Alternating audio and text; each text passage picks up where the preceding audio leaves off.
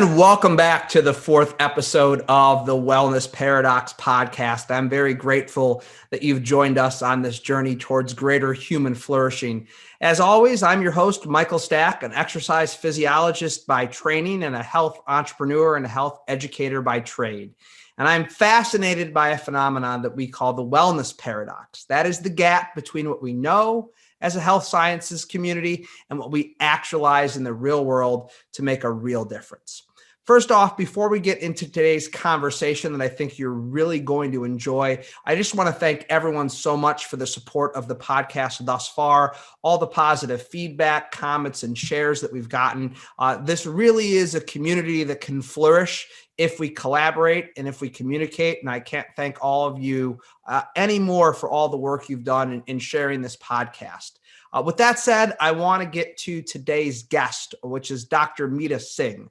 Dr. Singh is a sleep medicine specialist. She's actually a psychiatrist by training, but she practices as a sleep medicine specialist out of the Henry Ford Health System in Detroit, Michigan. And this is a fascinating conversation on the role sleep plays in nearly every aspect of human well-being and flourishing, from dietary habits, energy levels, cognition, performance in sport and in your job. Dr. Singh will talk about many different aspects of sleep and sleep hygiene that greatly dictate human health and human flourishing, and how this research is emerging more and more as the days and the weeks go on. So I think you're going to find this to be a fascinating conversation. Dr. Singh is very engaging with a wealth of experience. She certainly works with clinical populations in her practice at Henry Ford Health System, but she also consults for all the major professional sport organizations, as well as working with CEOs and other high-level business executives on how they can optimize their sleep to then optimize their performance. This is a great conversation. I think you're going to love how engaging Dr. Singh is. For additional information on this podcast, anything we talk about that we reference will be on the show notes page at wellnessparadoxpod.com/episode 4. You could check that out for more information, and I hope you enjoy this conversation with Dr. Meeta Singh.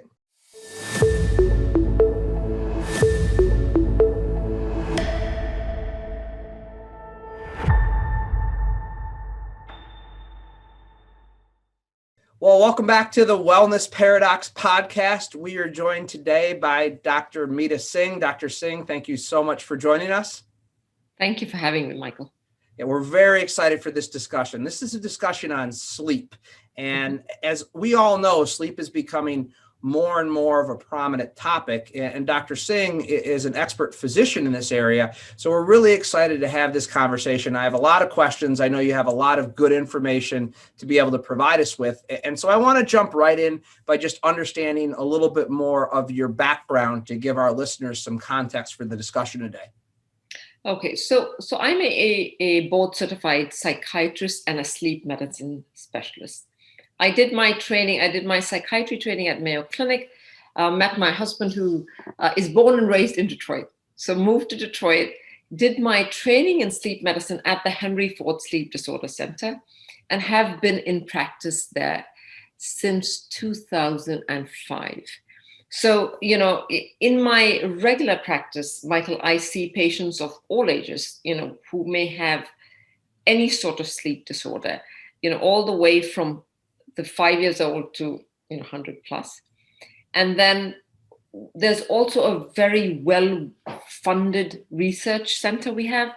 And in the, what we study is the effect of sleep or the effect of drugs and alcohol on sleep, shift work, sleep disorder, and insomnia. In fact, we do a lot of good insomnia research, and I work with the researchers and do the medical part of it. Mm-hmm. And then, of course, you're interviewing me because I do have a niche practice in which I advise and I work with professional athletes and athletic companies, athletic teams, and large organizations, C-suite executives, and some entertainers. And the goal of that is to optimize sleep, to optimize performance. Yeah, very cool. So a combination of the clinical world, the research world, and then the performance world kind of all woven into one. And that's why this discussion is so exciting for us. Yes. Well, let's see where it takes us. Yeah, absolutely. So for starters, I think it's really important that we level set around some terminology related to sleep, because people hear things certainly talked about in the popular media. You even read things in the scientific publications about circadian rhythms and sleep quality and sleep quantity. What are some of the fundamental terms we should understand before we enter into this more larger discussion on sleep and sleep science? So let's begin with the definition of sleep. So sleep is a natural, normal, physiological behavior in which there is disengagement from the environment and unresponsiveness to the environment. And it happens regularly every 24 hours. And it's, when somebody falls asleep, it's that behavior is rapidly reversible, which is how we differentiate it from coma, which is a pathology in which, you look like you're asleep, but you can't be awoken. So it's not a disorder. And there's always a species specific duration as well as posture. So for human beings, adults, we need about 7 to 9 hours of sleep every 24-hour period. And mostly when we are sleeping, we're sleeping on a flat surface. So that's what sleep is. It's a natural and normal behavior. Now, when sleep scientists, when we study sleep, we look at your brain waves. So the way that we can tell whether you're asleep or you're awake is what happens to your brain waves, what they look like, what happens to your eye movements, because in a certain part of sleep, your eyes are rapidly moving. That's called rapid eye movement sleep, and we'll talk about that. And we also look at your muscle tone. And again, that's because in rapid eye movement sleep, your body is paralyzed. So, very simply, sleep can be divided into either non-dream sleep or NREM sleep and dream sleep, which is REM sleep. And you fall into sleep through light sleep, which is N1, then you have N2, which is slightly deeper, then you have deep sleep, which is delta sleep. And these are all stages of non-REM sleep. And then you have a little bit of REM sleep, and then you wake up. And so this is approximately 90-minute cycle, and you cycle like this all through the night. So you go through different stages of sleep, or at least your brain waves look different. And we, as scientists, have artificially divided how your sleep stages look like into these different stages of sleep. Now, we do know that all the different stages of sleep are important. They all serve their own function. So deep sleep is that stage of sleep in which your blood pressure is really low, your heart rate is low, your respiration is low. That's where your muscles are relaxed, and that's the most restorative part of your sleep. It's also the part of your sleep where memory consolidation tends to occur. So one of the signs of a good memory is when all that information you take during the day, you don't need to save all of that. But whatever you save during your deep sleep. And one of the functions of deep sleep is that it prunes away or gets rid of that extra information that you may have gathered. And so that's one function of deep sleep. The lighter stages of sleep also have functions. So there's different brain waves during light sleep, which are also responsible for some functions. And during your dream sleep, which is REM or rapid eye movement sleep, a couple of things happen. Number one is your brain waves are pretty active. Actually, they look very similar to be like you were awake. Your eyes are rapidly moving, and you are paralyzed, which is protective, because otherwise you'd be acting out your dreams. And dream sleep tends to occur in the second half of the night, and it's where emotional context is added to your memories. So that's the background about sleep stages. And I'll tell you, a lot of people will ask me, which stage of sleep is more important? And in fact, every stage of sleep is important. Otherwise, through the years of evolution, we would have gotten rid of whatever was not important. And I think you asked me about quality, quantity, and Yeah. I think so that let's go that layer deeper of, so now we have an understanding of the stages, which that I think that provides context. I think a lot of people have heard of REM sleep, if nothing else from the band REM. Yes. But certainly, like, just in the context of overall sleep talk. But I do think there's confusion around the terms of, sleep quality and sleep quantity, and then there's sleep curtailment, and then there's even there's circadian rhythm terminology you hear talked about, and all this is woven into what you said. But maybe you could unpack that a little bit more for us. Sure, and feel free, because I'm sometimes long-winded, so make sure you interrupt wherever you you think you want to. So the three ways that we look at about sleep is sleep quality, quantity, and the timing of sleep. So the sleep quantity we just touched upon, which is the amount of sleep you need to function well.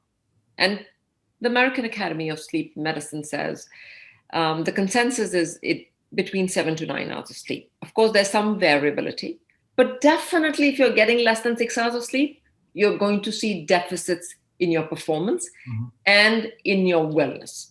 And there'll be detrimental effects to your health. So that's one. The second is sleep quality, which is how easily you can fall asleep once you get into bed. So within half an hour falling and staying asleep for about 85 to 90% of the time you're in bed, that's what the sleep quality is. And things that affect the quality of your sleep are things like, is your bedroom cold and dark, and is it electronic free? And people often ask, what is more important? Is it the quality of sleep or is it the quantity of sleep? And I would say that, if there was a false hierarchy in which we were deciding what was more important, I would say it would be like calories.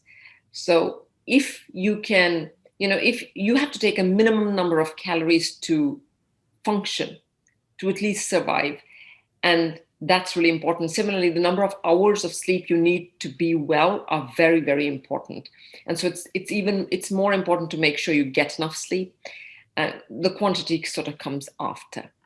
And the third thing is the timing of sleep. And we can touch upon the circadian rhythm a little bit. And, for your audience, the circadian rhythms or a circadian clock, these are intrinsic timekeeping clocks that we have in our body. And in fact, from all the way from a single cell organism to human beings, we have these clocks that keep time over a 24-hour period. And they develop because we live on this rotating rock, because the earth is rotating and we have alternating cycles of light and dark. And so our biological functions anticipate this night and dark, and that helps conserve energy. So, for human beings, the circadian clock is located in our brain, and every day it is reset by exposure to light. When you wake up and get exposed to light, and that is like an alertness pill, and it alerts you. And because it's alerting, it suppresses the secretion of this hormone called melatonin, which is the darkness hormone. And in darkness, every night, melatonin gets secreted. And because melatonin gets secreted, that strengthens nighttime physiology. So because we human beings, Michael, because we are nocturnal, because we are diurnal and we are active during the day. So for us, when melatonin is secreted, for us, that strengthens nighttime physiology, which is sleeping. But for nocturnal animals like mice, secretion of melatonin will actually cause activity.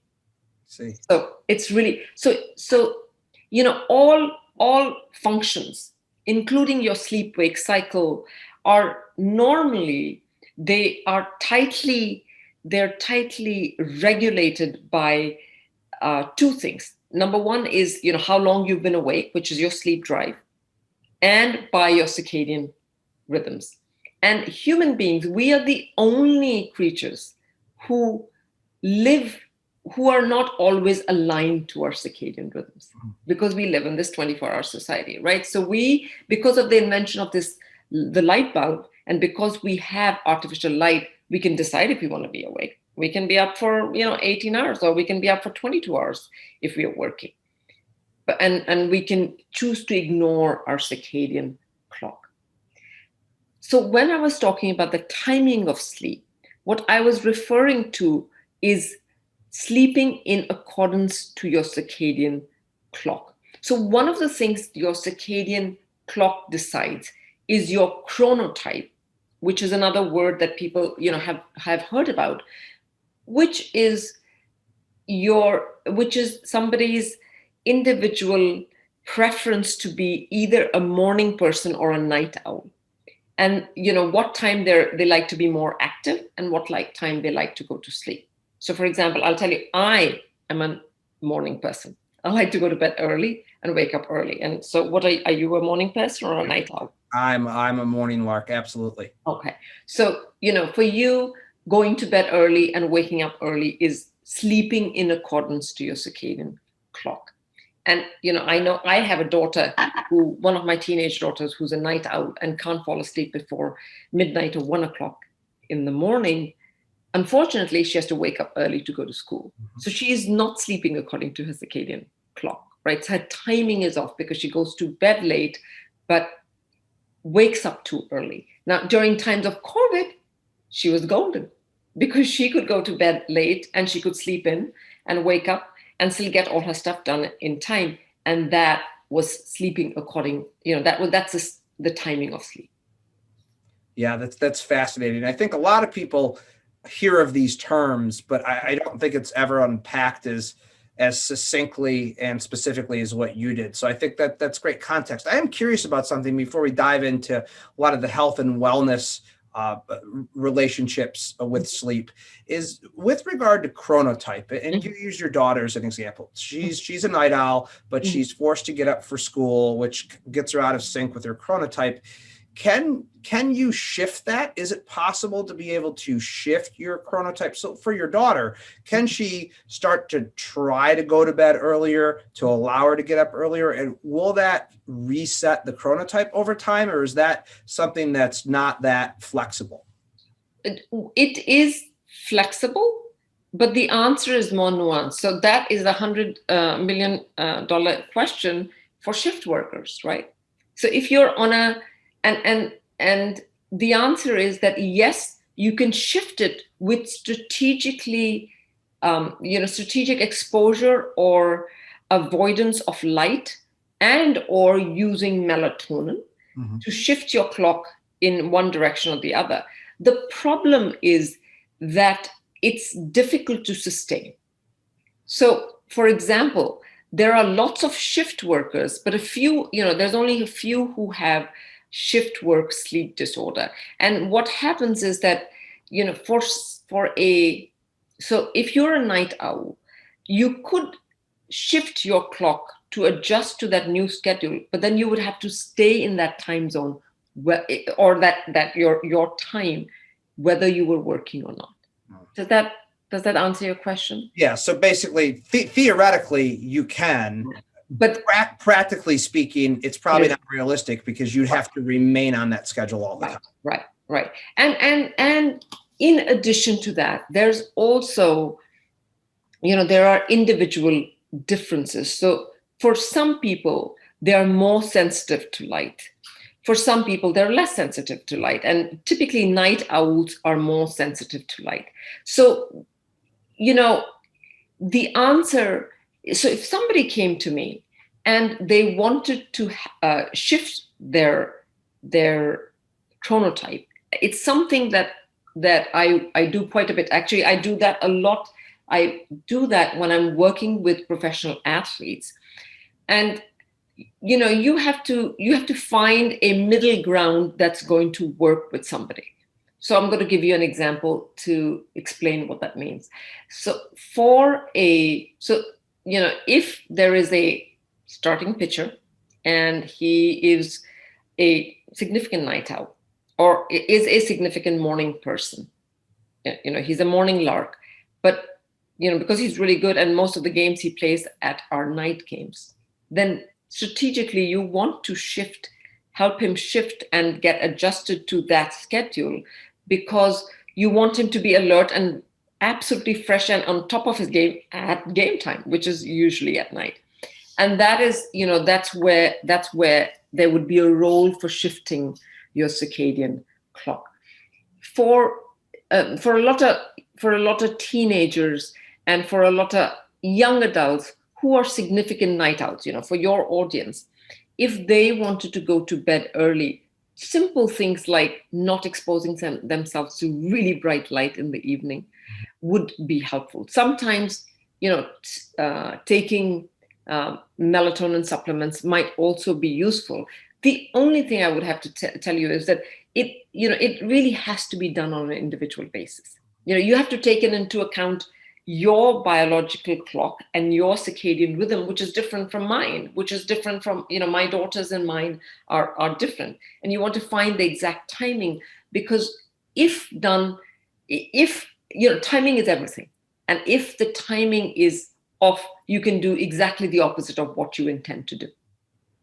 Yeah, and that's an interesting example you bring up with a high-level starting pitcher, because that individual is paid millions of dollars, and so in his case, it actually may be very practical to shift his chronotype with that lifestyle change. But I think if your average nurse in a hospital system that works nights and does shift work, it's probably not that pragmatic in that case for her to stay on that night-long schedule all the time and try to shift your chronotype. So as you said, it's very individualized. Right. And and that is why whenever we're dealing with such a situation, it cannot only be on an individual basis. It has to be an organizational thing, right? So the organization itself has to learn about this so that they can design their shifts better, which would result in overall wellness for their employees. And that is something. So one of the researchers who works with us, Dr. Phil Cheng, that's one of the things he does is goes around the country speaking to organizations and talking to them about the significance of even minor changes to the shift timings that would really help with overall, improvements in their health and well-being. Fascinating. Well, so let's get into that, because there's almost no area of physiology, psychology, and emotional health that isn't touched by sleep to a great extent. In fact, the more and more research that comes out, this is every bit as critical of an element to health and well-being as nutrition is, exercise, stress management, all those core things that for years we've considered to be so fundamental to leading a healthy life. So my question for you here is, let's start to talk about some of these areas. I think first, I'd like you to talk about just the areas of health, and then maybe we can move up the spectrum a little bit to some of the areas of performance, since your practice covers that broad spectrum. So, I would say I'm very biased, of course, being a sleep scientist, but there is not a single aspect of health that does not get affected by poor sleep or circadian misalignment.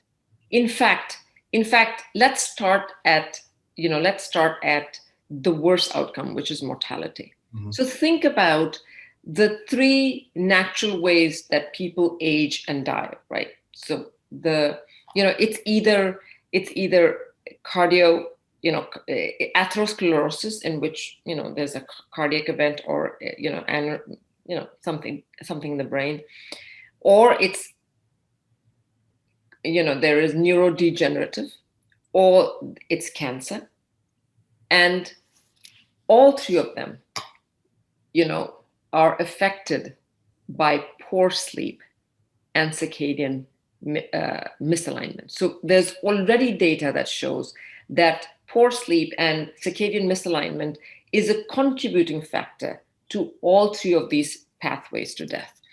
In fact, think about the unnatural ways of dying. I would say drowsy driving, drowsy car accidents, which is about 20% of all severe accidents we now know are drowsy car accidents. And we don't even have the correct data because there's really no good way to tell how many people are dying of drowsy driving. But drowsiness itself contributes to distracted driving. So it's and drowsiness in conjunction with alcohol and drug use results in more impaired driving. So car accidents or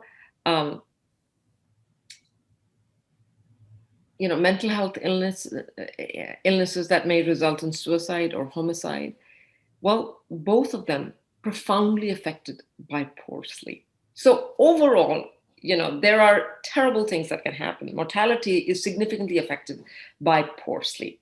But when we think about all the physiological, all the functions of the body that are affected by sleep, we can start from the head, right? We talked about memory.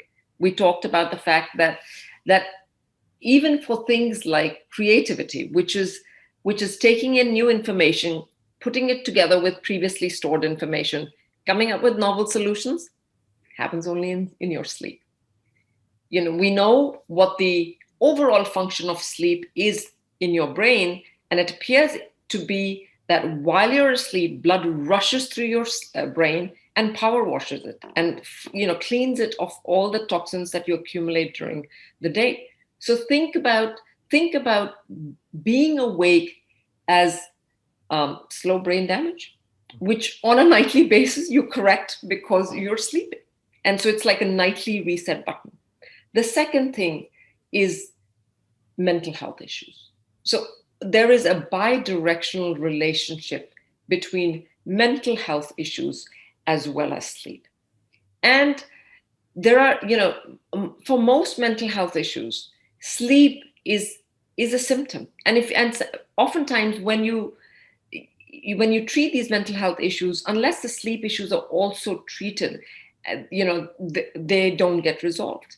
And then, of course, sleep issues are a risk factor for depression, for suicidal ideation, for anxiety, for substance use. So you can't really talk about mental health without giving sleep a seat at that table, I would say. And then for the rest of your body, I think, when you think about your heart, other major physiological systems on a nightly basis, we need sleep and rest for recovery to happen, so that so that we are reset to face the next day. But let's spend some time, because for wellness, a lot of times, nutrition is such a major part of wellness. So let's talk about the intricate ways that sleep is essential for metabolism and for your cardiometabolic health. So at the most basic level, Mike, we know in the last 100 years, we know that the amount of hours of sleep that people are getting has reduced. And at the same time, there is a parallel trend in which the number of hours, the number of people who are obese or overweight has significantly, has arisen. And so there was always this thought of whether there is some sort of correlation. And I think it was in 2005, I know at the Henry Ford, we looked at the population in Southeast Michigan and found that there's a sweet spot. So between 7 to 9 hours of sleep, if that's what you're getting, most people had a normal BMI. Less than 6 hours of sleep increased, in BMI. And then, of course, there have been experiments in which they've taken young, healthy college students who agreed to do these sleep restriction or sleep deprivation experiments. And what they found is that when you're sleep deprived, young, healthy college students are no longer metabolize glucose effectively, and their cortisol levels are increased. Their insulin resistance increases. In fact, their blood sugar, their blood panels look like they're diabetic. And so this has been studied extensively. Also, while you're asleep, normally when we are sleeping, we're fasting, right? You sleep for about 8 hours. Your body is able to tolerate this 8-hour fast because your brain secretes a hormone called leptin, which is a satiety hormone, which tells you that you're full. And at the same time, your actively suppresses the secretion of ghrelin from your stomach, which is a hunger hormone. So if you don't sleep, you have less leptin, more of ghrelin, and so you're hungrier. You crave fatty, carbohydrate-rich food, tend to eat significantly more calories, and overall that results in weight gain. So very, very essential that you need enough sleep just for your cardiometabolic health. Yeah, it's fascinating. I've seen a research. I think there's been some research done on a Michigan State University that looks at sleep curtailment, which is, I think, by definition, just a small reduction in your sleep. And that research showing people choose more highly palatable foods and beverages. They have larger portion sizes. And this is just from an acute reduction of a couple of hours of sleep.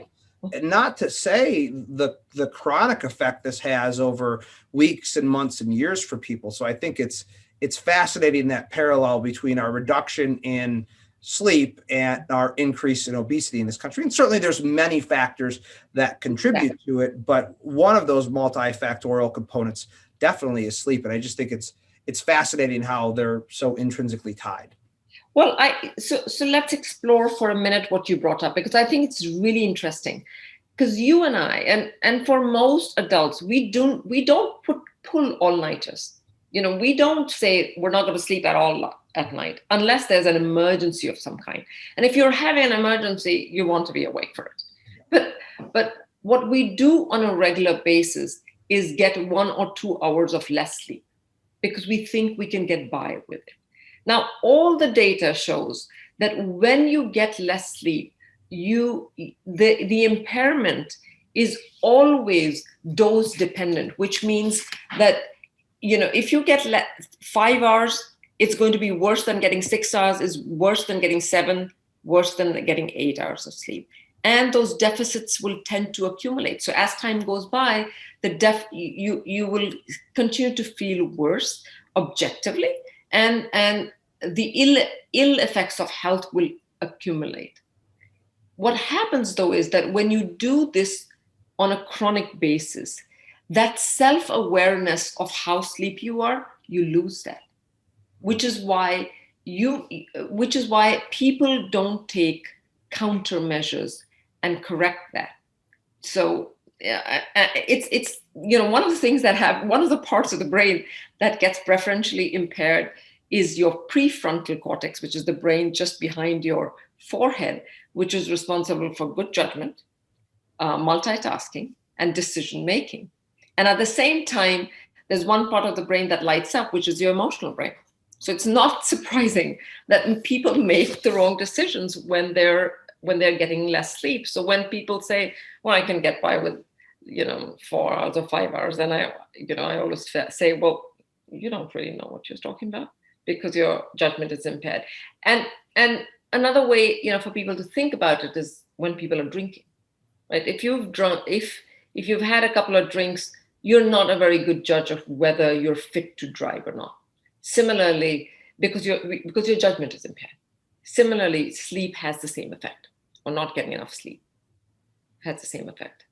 Yeah, it's a fascinating parallel you bring up there, because what I'm struck by is we actually have a biomarker, a blood level for impairment. And that's a very, very standardized measurement. But there is no, I assume this would be the holy grail of sleep science, if we actually had some kind of a biomarker of a certain amount of sleep reduction that resulted in impairment. But that doesn't exist. And to your point, you are your own worst judge of your level of sleep impairment. So that's tough. It kind of puts people in a tough spot. Like how can someone determine if they really are truly, sleep impaired, or if maybe it's something else that's going on other than I get less than 7 hours of sleep? Certainly there could be that criteria, but what's a good objective thing that you tell your patients and your clients about how they can understand their sleep health? So I want to circle back to what you were saying earlier. I don't want to forget talking about that parallel between alcohol and sleep deprivation. But I would say, I tell people that here are a few questions that you can answer for yourself to see whether you're getting enough sleep. Number one is, do you feel refreshed and awake throughout the day? Do you need caffeine to just get by? Or very importantly, do you get more sleep on the days that you don't have to work as compared to how much sleep you're getting regularly during work days? Because that will show that you are playing catch up. Mm. And that means that you're getting less sleep on a regular basis. So for example, Michael, if you throughout the work days, if you get 5 hours of sleep and then on the weekend you're getting 9 hours or 10 hours because you're playing catch up, well, that means that you're not getting enough sleep on a regular basis. So that's one way to find out. The second thing that people should be aware of is that sleep has this very unique characteristic called, or sleepiness, it's called masking, which means that if I'm under bright light, if I'm interacting, if I'm busy doing something, or if I'm highly motivated, even if I'm sleepy, I'm not going to feel sleepy, and I'm not going to fall asleep. But in quiet, boring, dull, sedentary situations, that will unmask sleepiness, which is really interesting. So I tell people that however sleepy you are, even if you got 0 hours of sleep the night before, you're not going to fall asleep while jogging. That is not where you're going to fall asleep. But what about if you get into your car and you start driving home? That is a quiet, boring, dull, sedentary situation. And a lot of people will say, well, I was perfectly fine at home while I was at work. And I was perfectly fine at home. I was, up and about. I was doing all this thing. And then I get into my car and within 5 minutes, I feel like very, very sleepy. Well, what's happened is that situation has unmasked sleepiness, which makes drowsy driving so dangerous. Because you could feel perfectly fine at home. You could be perfectly fine at work. And then once you get in the car, you start falling asleep. The other thing is that, we're talking a little bit about drowsy driving, but it's so important for all of us. The other thing is that when you're falling, drowsy accidents are dangerous because mostly people are alone in their car and they're driving at, let's say, 70 miles per hour. You fall asleep, you don't take any corrective measures, because normally in any other accident, you take corrective measures. In fact, the first thing that happens when you fall asleep is that there's zero visual information going into your eye. So for the first few milliseconds, you're actually driving while you're blind, because your feet are still on the pedal, and your hands are still on the wheel, and you either cross the median onto oncoming traffic or you veer off the road. And that's what makes it really, really dangerous. And when it's the same thing about seatbelts, it's the same thing about alcohol. When when safety was first we started talking about it, Michael, there was a lot of pushback. They're like, well, not everybody, one glass of beer may make me impaired, but for somebody else, they may take 4 glasses of beer. That is why they drew that line in the sand, which talked about blood alcohol levels. Because, the blood alcohol level doesn't necessarily mean that you're going to be impaired, but we, needed something that immediately would imply, well, you shouldn't be on there. And there was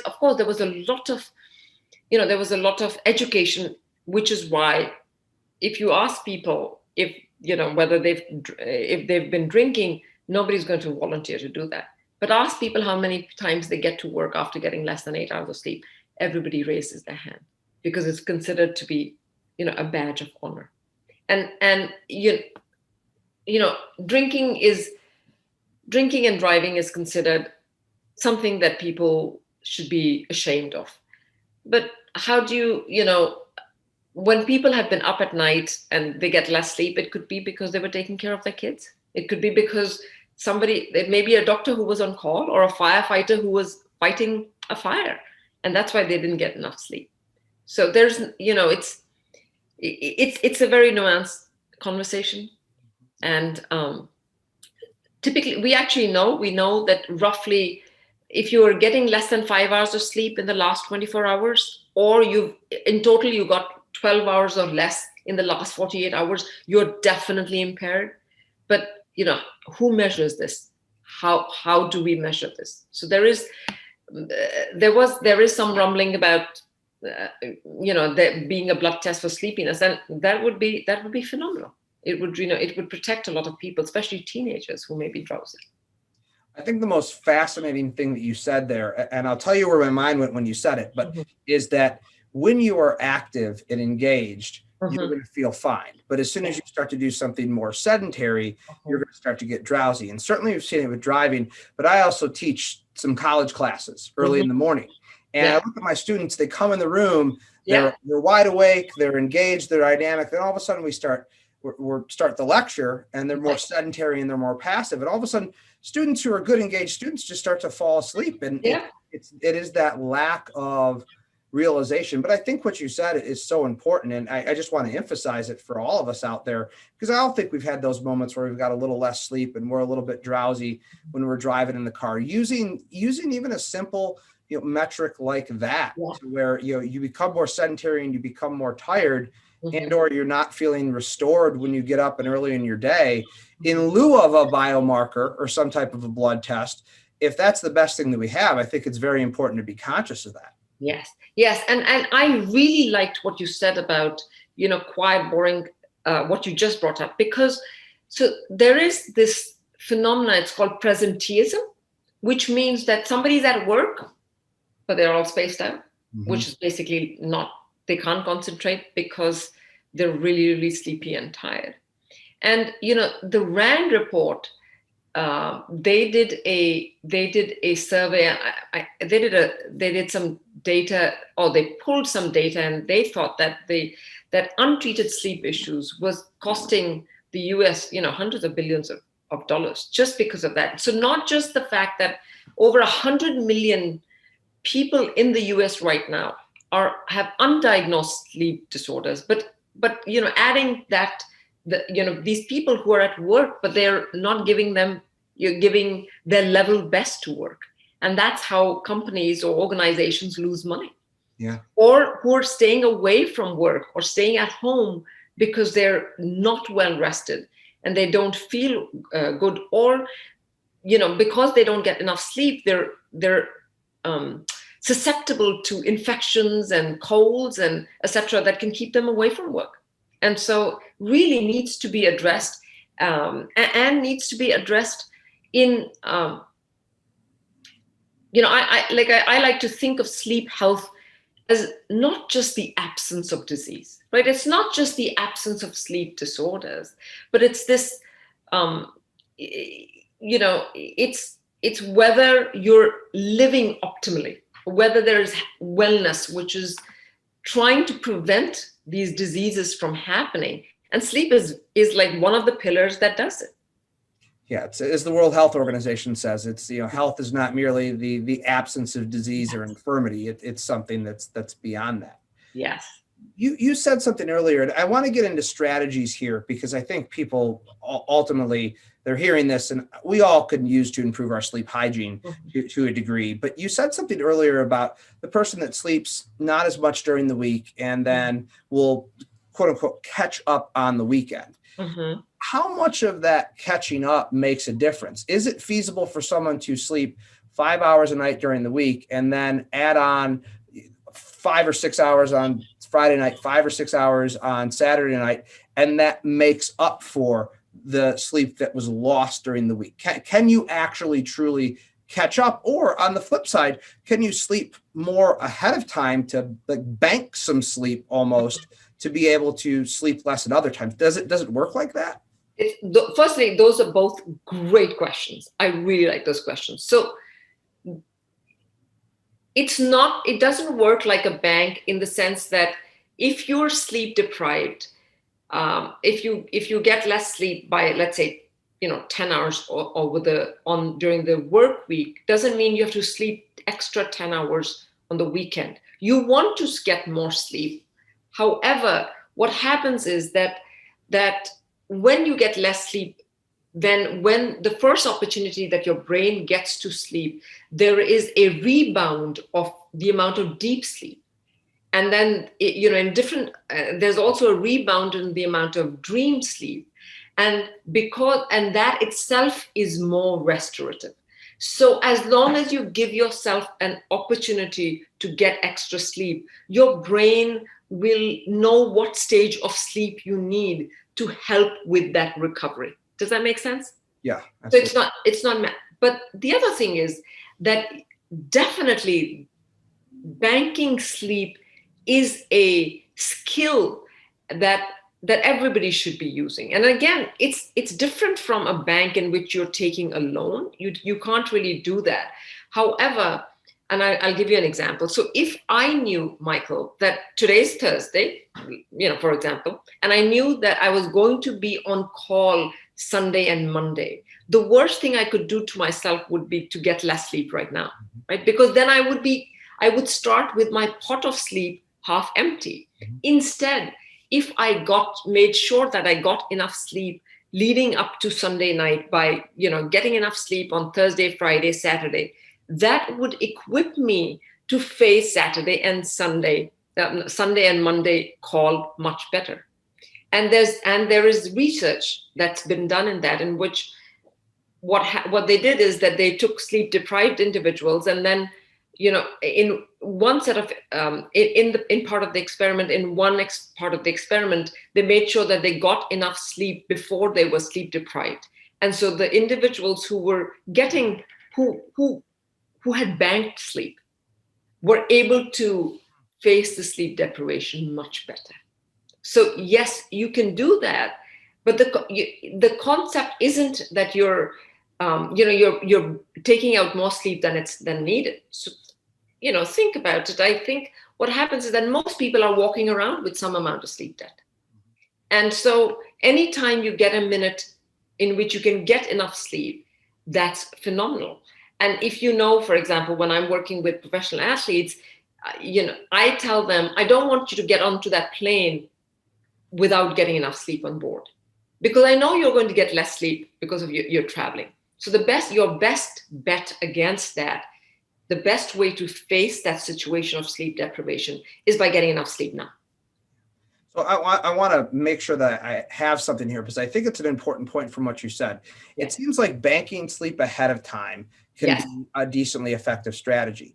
It seems like you can do some making up the sleep debt, but, and I'm inferring this from what you said, there's still going to be, on those days where you are somewhat sleep deprived, there is going to be some acute effect on your performance and your physiological function. So it's a strategy, but it doesn't mitigate the fact that on those days you've slept less, that you won't have a decline or a decrement in just overall function and well-being.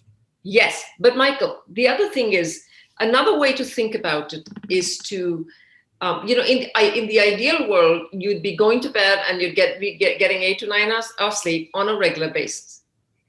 Most times people can't do that. But can you go to bed half an hour early? Can you sleep in half an hour later? Could you take a short nap during the day?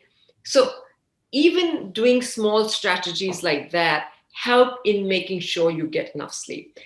Now, for example, so for professional athletes, the only way they can approach that season is by banking sleep, napping, playing catch up. Banking sleep, napping, playing catch up. They try to be as regular as possible. But if you think of these as tools in your toolkit that you can use anytime to make sure you get enough sleep, you'll get there. Yeah. Well, I think you read my mind, because I want to start to transition to talk about some strategies and banking sleep and making up for lost sleep. Those are a couple of tools in the toolbox. What other tools should people have in that toolbox, and should they pull out to improve their ability to sleep at the right quality and quantity? Well, I think understanding your own biology really, really helps. And it's so listening to your podcast is always a good strategy, because they're learning about your own physiology, and most people intuitively know whether they're night owls or they're morning people, or what is a good time for them. The other thing I would say is that simple things really help. For example, being mindful about the amount and the timing of caffeine use. caffeine is so ubiquitous. People have it, you are using it all the time. The way caffeine works is that it goes and attaches to that part of the brain where your sleepiness neurotransmitter, so that we know what accumulates in your brain the longer you're awake, and it's a neurotransmitter called adenosine. And when it goes and it attaches to that receptor in the brain, it makes you really sleepy. Caffeine goes and gets attached to it, so it blocks the effect of adenosine. And so it blocks the effect of sleepiness and makes you more alert. Your reaction time improves, your accuracy improves. So, well, caffeine takes about 25 to 30 minutes to take effect. And for most people, its half-life is about 5 hours. So if you drink a double espresso after you have dinner, you're not going to sleep. So being mindful of, when you're drinking the caffeine, how close to your bedtime you're going to drink it. That's number one. Similarly, when it comes to alcohol. So alcohol, especially in older individuals, throughout, you may fall asleep, okay, but as the night progresses, it will fracture your sleep, especially your dream sleep. So if you want better sleep quality, you want to reduce the amount of alcohol you're drinking. Nicotine or tobacco is a stimulant. I would say electronic use. So too much electronic use too close to your bedtime is again something that is going to disrupt your sleep. Of course, it's different for different people, but if you're already having problems with sleeping, then playing video games too late, close to your bedtime, is definitely not to be recommended. I would say that people, developing a good winding down schedule that allows you to prepare for bed so that sleep can happen is a good thing. Having a board meeting in your bedroom is not conducive to sleep. Doing stimulating things to your brain are again not conducive to sleep. But having half an hour before your bedtime or 45 minutes, doing something quiet and relaxing, maybe some stretching exercises, meditation, or any other spiritual practices, those are also again things in your toolkit that you can use to help you fall asleep. And of course, things like have your bedroom cold and dark and comfortable, and sometimes that's not possible, right? People live in small apartments. There may be noise outside, and then for specific things like that, earplugs, or if there's too much light coming into your bedroom, maybe an eye mask. So those would be useful things. Yeah, so that's a lot of strategies there. There's being mindful of your caffeine intake, your alcohol intake, your nicotine intake. There's the bedtime routine that you mentioned. There is trying to stay away from excessive light in the evening. And then there's the proper environmental factors, the making sure there's not too much light coming in, right temperature. I know some people suggest, white noise machines to, kind of block out some of just the ambient environmental noises that you hear. And go ahead. I was going to say, we should talk about that. That's kind of interesting, because what happens is that while you're asleep, sudden noises, loud noises can disrupt your sleep. But loud humming, constant noises don't, which is why, I don't know if you've ever fallen asleep on a plane, but that's a loud engine, but people are able to sleep through that. And so what the noise machine is doing, it's blocking out those sudden noises that you might have. So that's something to be mindful of. The other thing is that, these are all broad skills, but there's always this individual variation. So at Henry Ford, we have this, it's called the first questionnaire. So there are some people, Michael, whose sleep will deteriorate when they're exposed to any sort of stress. So there are others who don't. So really, there is always this one group of people who are more likely to have sleep issues whether they drink caffeine or if they're exposed to bright light or if they're sleeping in a hotel room. And for them, they have to just be extra careful because they have the tendency to get poor sleep. So I think you said it earlier. It's being mindful of your physiology with regard to sleep. And then it also sounds like you're saying that all of these, any one of these by itself, if you're not doing it, could be a good strategy, a good tool to pull out in your toolbox. And it seems as if, to some degree, in lieu of the ability to go meet with somebody like you or a similar physician, just experimenting with some of these things to see what does, in fact, improve your sleep quality and quantity, and what maybe doesn't move the needle could be a good place to start. If you're not sure where to start, pick one of these things and see what the outcome is. Well, so since we're talking about tools, we should talk about naps, because naps are a great tool to have if you're busy all the time and if you don't have enough time to fit sleep at night. So the fact that we sleep in one block at night is and we sleep all consolidated may be something that happened after the industrial age and because of the invention of the light bulb. So prior to the invention of the light bulb, 100 or maybe 100, more than 100 years ago, because at night people would go to bed when it got dark outside and they'd wake up or they'd get out of bed when it was light outside, because artificial light or candles or firelight was expensive. And since, depending on where they were, what latitude they're in, they may be the night time or the darkness might be really, really long. And of course they weren't sleeping through the night. So they would get up in the middle of the night and, even maybe eat or do other activity. And this was not considered normal. Now, but with the industrial age and because of our work hours, we want to consolidate our sleep at night. But sometimes you can't get enough sleep. So think of, a young mother with a baby. If you're up at night, well, what's the best way to make sure you get enough sleep? Try to take a nap during the day if you can. And so napping is a way to make sure that you get enough sleep. And it counts towards those 7 to 9 hours of sleep that you may need in a 24-hour period. And I think of, a power nap is about 20 to 25 minutes. And it's very refreshing. A 30-minute nap has a little bit of N2 sleep, and that's also very refreshing.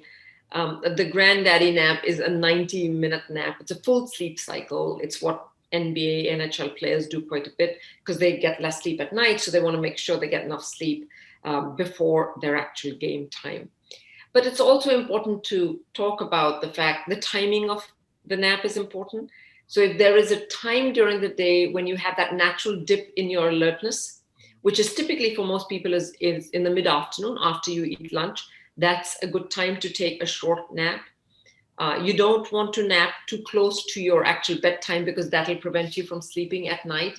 And of course, if you are having any issues with falling asleep or staying asleep, then napping is a bad thing because then that'll take away from your nighttime sleep. It sounds like from what you said there, a range, a duration of naps could be anywhere 20 to 25 minutes to upwards of that full sleep cycle of 90 minutes. It seems like in saying that, you're suggesting that a nap of longer than 90 minutes would that suggest it's counterproductive? No, but it's not that it's counterproductive. It's just that if it's a very long nap, so if you take an hour, a 92-hour nap during the day, your sleep requirement that night is whatever your sleep requirement is minus the 2 hours you've already consumed. So you don't want to do that. The other thing is that when people wake up from a nap in 45 minutes to 60 minutes, typically at that time they wake up from deep sleep and then they may feel a little groggy. So sometimes people will say, well, I feel really awful after taking a nap. And then don't take a nap.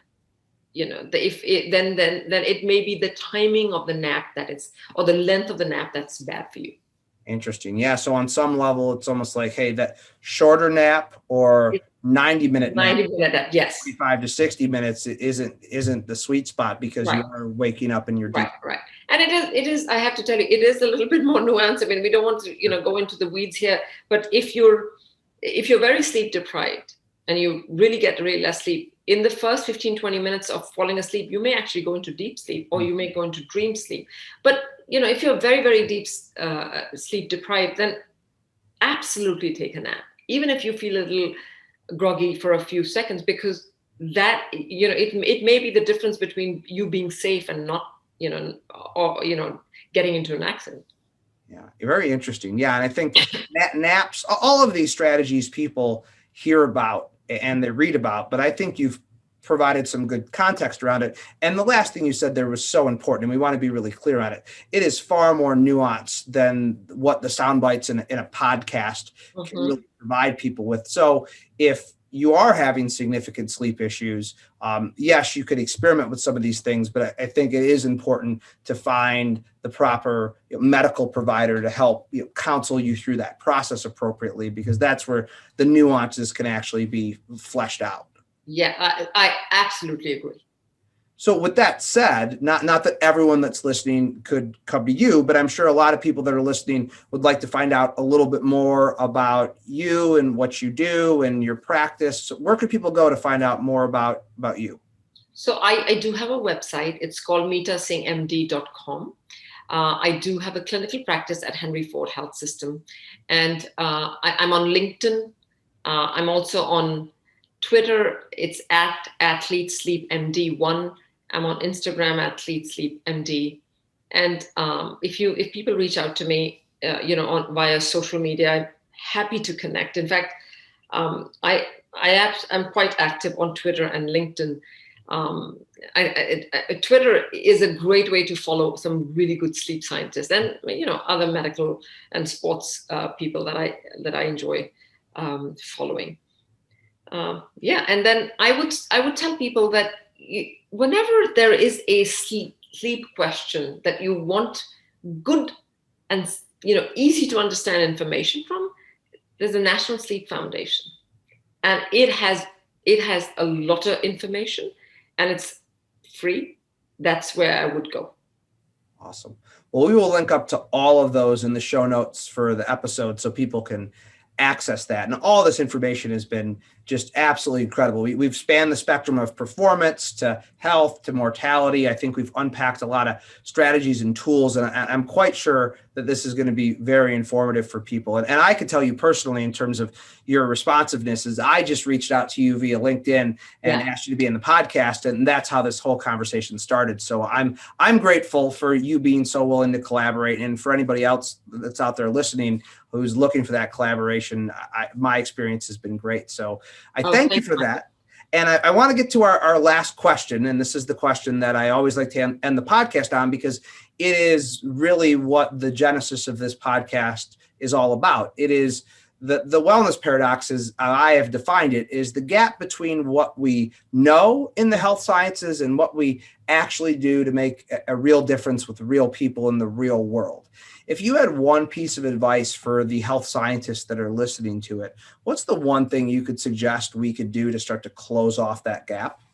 Well, I think that, I'm thinking about your question, and I feel that because of what's happened with COVID, we really have, as a society, have to hit that reset button, right? And I mean, in fact, I think COVID I would say, is the biggest change in the medical history of the world, right? And that reset has to be, we have to kind of learn from our mistakes, because we've always followed the model of treating diseases instead of approaching it from prevention. And I would say that looking at sleep or sleep health as a teachable skill or a learnable skill that you can have, what you want in your toolbox, so that you can approach, your lead a healthy, fulfilling life, is really, really important. And I would say that's where I would say that the next big revolution would be. And also, the fact that we're finding out more and more about our circadian rhythms. And I think that sleeping in alignment to your own circadian rhythms and taking ownership of that, I think that's where the next revolution will be. Yeah. So sleep is it is a skill-based process that can actually be taught. And I think that's such an important point. It's not this abstract thing that just sort of happens or it doesn't happen on the flip of a coin. You don't have to be a passenger in this process. And I think that is a great take-home message. Thank you. Well, Dr. Singh, thank you so much for spending this time with us. This has been an amazing conversation. You've been incredibly informative. So thank you for joining us. Michael, thank you for having me on your platform. Thank you so much. Well, I hope you enjoyed that conversation with Dr. Meeta Singh. If you found it valuable and insightful, please do share with your colleagues. And if possible, leave us a review on your favorite podcast platform. Those reviews and those shares truly do make a difference to spreading the word that we're trying to spread with this podcast. Any information that we talked about on this episode that we referenced can be found on the show notes page, as well as any additional information on Dr. Singh. You can go to wellnessparadoxpod.com/episode 4 to get that additional information. Please don't forget to subscribe on your favorite podcast platform and be on the lookout for next week's episode when it drops. Until we chat again, please be well.